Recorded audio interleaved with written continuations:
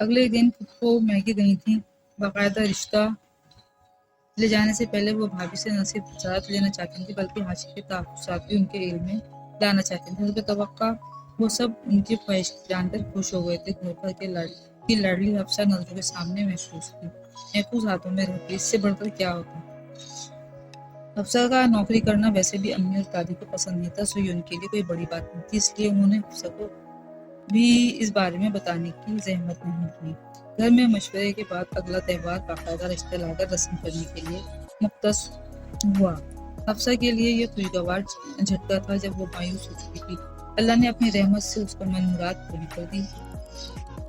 वो खुशी से गुम रह गई थी। उसका रुआ रुआ शुक्राना अदा कर रहा था, मगर खुशी का वक्त बहुत महदूद था। घर में चहल पहल और रौनक थी। फूफो लोग उसका रिश्ता लाए थे अपनी नौकरी के पहले ख्वाब की ताबीर हासिल करने। वो शाद सी हवा में उड़ रही थी। रस्म के बाद सब बाहर महफिल जमाए बैठे थे जब किरण की बेख्याली में यही बातों ने उसे आसमान से जमीन पर थे मार। तुम्हें भाई बनाना मेरा बचपन की ख्वाहिश थी, पता है। मैं तो हजार बार अम्मी से कह चुकी थी कि हम मंगनी कर देते, मगर अम्मी को लंबी मंगनियां पसंद नहीं थी। देखना आपको जल्दी शादी कर देंगे। अभी इतना वक्त भी भाई के पास वजह से लग गया। जाने उनके दिल में क्या हुआ समाया था। कहने लगे हफ्सा ने इसके अलावा जो भी हो अम्मी अच्छी खिंचाएगी उनकी। किरण मजे से कहती जा रही थी। हफ्सा का चेहरा का रंग बदला था। ऐसी बेइज्जती क्या कहा तुमने? उसने बस बमुश्किल कपकपाती आवाज से पूछा। किरण ने चौंक कर उसे देखा। वो राजी नहीं थे इस रिश्ते पर। अब वो सख्ती से पूछ रही थी। गुजरे वक्त जमाने की हवा ने उसे मजबूत कर दिया था। वो टीनेज लड़की नहीं थी जो नरम लफ्जों को मोहब्बत समझ बैठती। नहीं भाई की मर्जी को बिना क्या होता भला। वो तो तुम्हें पसंद करते हैं, बस उन्हें ये वहम होता था कि तुम लोगों का मिजाज अलग है। किरण ने बात संभालने की कोशिश की थी। वो तासुब से उसे देखकर रह गई। जानती थी कि वो उसे बहला रही है। दिल में फैला खुशी का सारा एहसास भाप बनकर उड़ा था। अब वहाँ आबले थे, बिखरे ख्वाबों की किस्तियां थी। उसकी एक तरफा मोहब्बत एक कोने में मुंह दिए सिसक रही थी। वो एक तरफा एहसासात को बेवकूफी समझकर उन पर फंसा।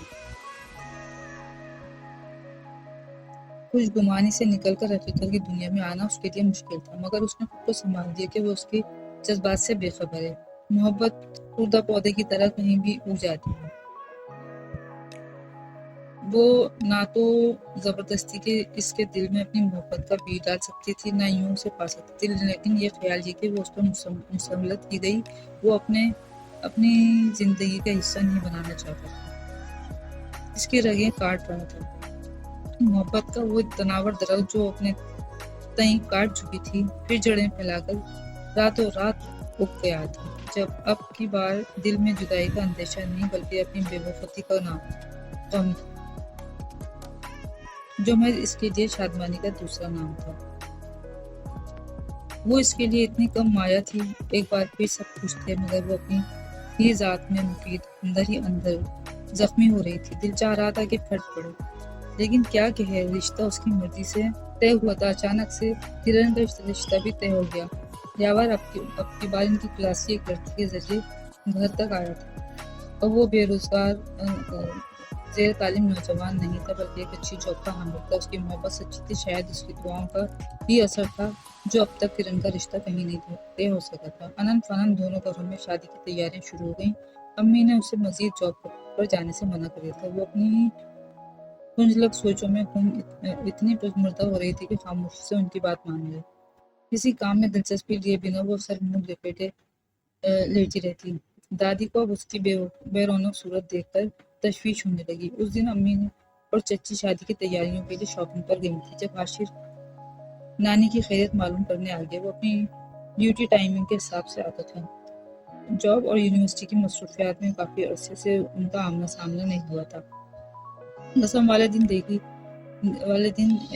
झलक के बाद से हाशिर का दिल उसे देखने के लिए मचल रहा था, इसलिए बहाने से चला आया।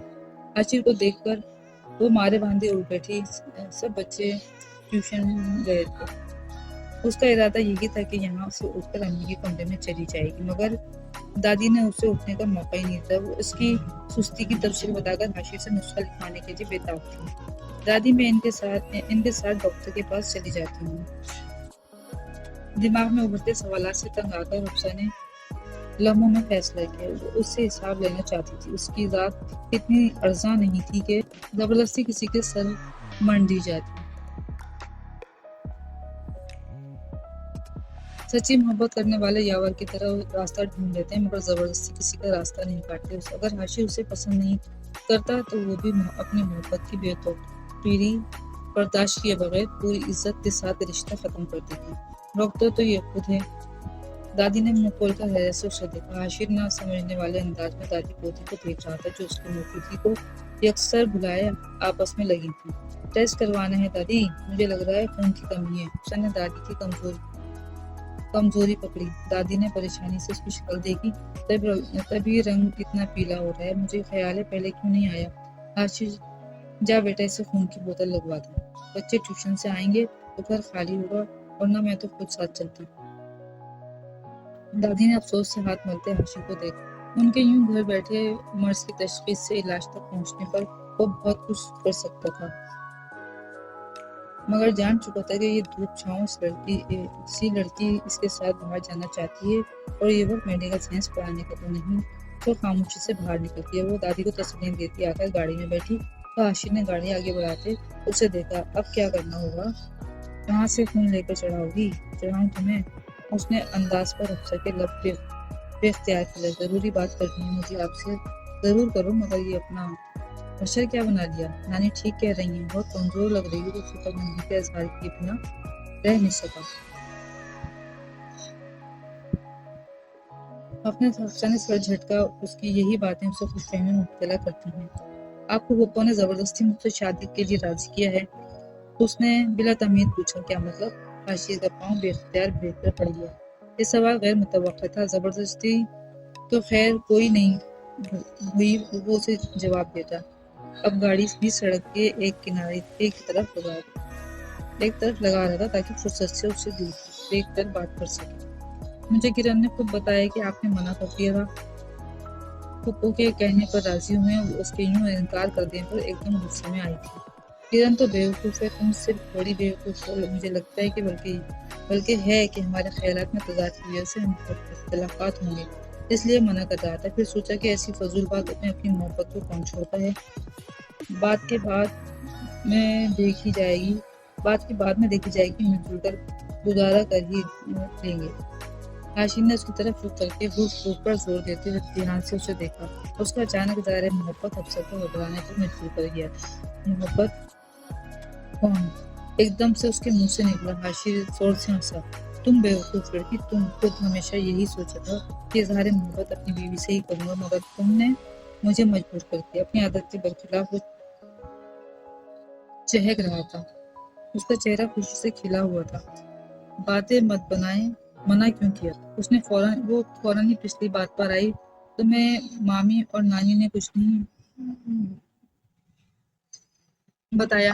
اس نے حفصہ کو بغور دیکھا۔ اس نے جلدی سے نفی میں سر ہلایا۔ بات اب تک کی سمجھ میں نہیں آئی تھی کیونکہ تم اپنے کیریئر کے لیے اتنی سنجیدہ ہو، جبکہ میری خواہش کہ میری بیوی ایک فل ٹائم ہاؤس وائف ہو۔